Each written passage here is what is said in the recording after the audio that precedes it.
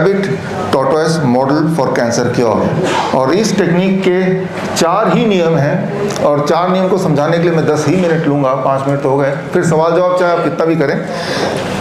आप में से जो लोग जो कैंसर पेशेंट हैं, जो मुझे लाइव सुन रहे हैं, या उनको बता दिया गया कि कैंसर पेशेंट हैं, या ट्यूमर है, या फिस्टूला है, या फाइब्रॉइड्स हैं, या फॉर दैट मैटर हर्निया ही है, या सिस्ट है, कोई भी आउटग्रोथ हम बोलते हैं, कोई भी ऐसी चीज़ जो बॉडी में नहीं होनी चाहिए वो कहीं इकट्ठा हो गया है, तो अगर है तो आपके लिए ये 4 नियम बहुत ही आवश्यक है समझना। Rabbit tortoise model for cancer के 4 नियम आपके सामने मैं ला रहा हूँ, और 4 नियम को लाने के लिए ये मेरे पास ये मॉडल है। एक पहला नियम ये है कि हम में से हर एक के बॉडी में इस तरह के, कछुआ बोलता हूँ मैं, इंडोलेंट कैंसर सेल होते ही हैं। इंडोलेंट कैंसर सेल मतलब कछुआ की तरह, जो कि आपके बॉडी में बैठा तो है लेकिन आपके बॉडी को तंग नहीं करेगा, आपको मारेगा नहीं, आपको सफरिंग नहीं कराएगा, चुपचाप बैठा रहेगा, कभी कभी थोड़ा बहुत हिलता डुलता रहेगा जिससे आपको थोड़ा अजीबोगरीब कुछ ना कुछ लगेगा, but more or less you will not die because of it. 100% लोग, जितने लोग मुझे सुन रहे हैं, अगर आपकी उम्र 40 से ज़्यादा है, आप सबके मेरे बॉडी के यहाँ पे थायराइड ग्लैंड में ये वाले सेल पक्का ही मिलेंगे।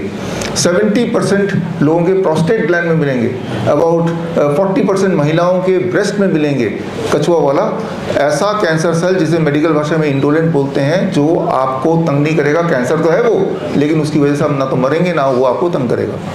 पहला नियम। दूसरा नियम यह है कि हम में से कुछ लोग, बहुत ही थोड़े, 1000 में से एक आध होंगे, जिनके बॉडी में एक और तरह का कैंसर सेल होता है जिसे बोलते हैं एग्रेसिव कैंसर सेल। खरगोश की तरह, जो एक ऑर्गन से दूसरे ऑर्गन भागता है, पूरे बॉडी को गंदा कर देगा, आपको दर्द होगा, ट्यूमर होगा, आप उससे मर सकते हैं या मर जाते हैं, खरगोश की तरह। लेकिन दूसरा नियम यह है कि अभी तक मेडिकल साइंस में ऐसा कोई टेक्नोलॉजी नहीं है जिससे ये पता चल सके, डायग्नोस हो सके कि आपके बॉडी का जो कैंसर सेल डायग्नोस किया गया है वो कछुआ वाला था या वो खरगोश वाला है। वो बायोप्सी हो, मेमोग्राम हो, पेट स्कैन हो, उससे ये डिफरेंशिएट नहीं होता है। उसके मैंने टोटल 250 एविडेंसेस में दिए हैं इस किताब में। इस वक्त आप देख सकते हैं, जो लोग यहाँ बैठे हैं उनके पास तो किताब है हाथ में, और जो लोग यहाँ नहीं हैं तो ये लाइव लिंक में जाके, ये लिंक में जाके अभी आप देख सकते हैं 250 एविडेंसेस कि कोई भी ऐसा डायग्नोस्टिक टूल नहीं है जिससे ये समझ आए कि आपका जो कैंसर सेल है वो कछुआ वाला है या खरगोश वाला है। उदाहरण के तौर पे ये जानना भी चाहती थी मेडिकल साइंस कि क्या हम ये पता कर सकते हैं क्या बायोप्सी कितना रिलायबल है, ये जानना चाहते हैं। तो बायोप्सी क्या होता है मैं आपको थोड़ा समझा दूं।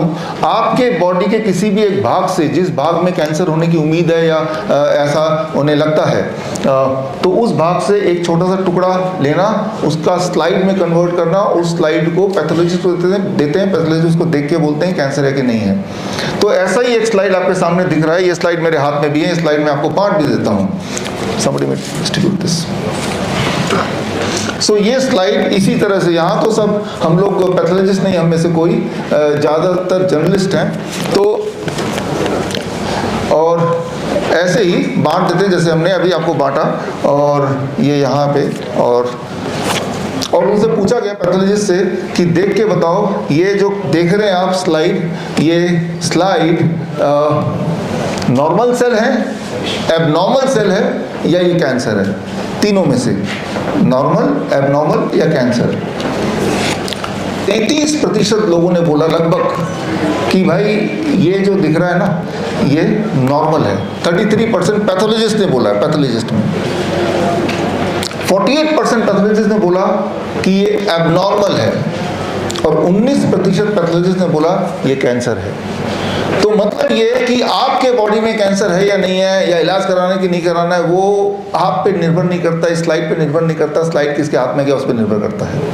वो 19% पैथोलॉजिस्ट के पास अगर आप गए तो यानी कि वो बोलेगा ये कैंसर है, आप इसमें कीमोथेरेपी करो, रेडिएशन करो, कुछ ना कुछ तो ज़रूर करो, राइट। जबकि अगर पहले वाले आप उस पैथोलॉजिस्ट के पास गए तो वो या तो एबनॉर्मल बोलेगा या नॉर्मल बोलेगा।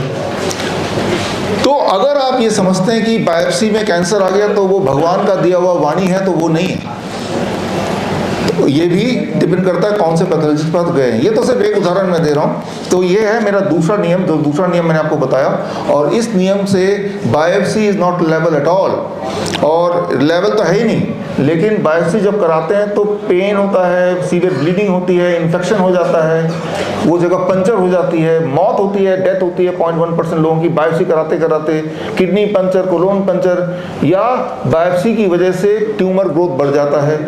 और जो बोन मैरो टेस्ट है, ये भी बायोप्सी है, उसमें ज़्यादातर लोगों ने बोला कि जब ये बायोप्सी होती है, बोन मैरो टेस्ट होता है, तो उनका जो पेन है, दर्द है, वो भयंकर दर्द है। तो एक ऐसा टेस्ट जो लेवल तो है ही नहीं, उल्टा उससे कैंसर फैल सकता है और दर्द भयंकर है, मौत हो सकती है, तो वो टेस्ट कराया जाता है। तो रूल नंबर 2 कि दुनिया का कोई भी टेस्ट नहीं है जो क्लियरली बताए कि कैंसर है या नहीं, या कैंसर है तो आपको वो तंग करने वाला कैंसर है या नहीं।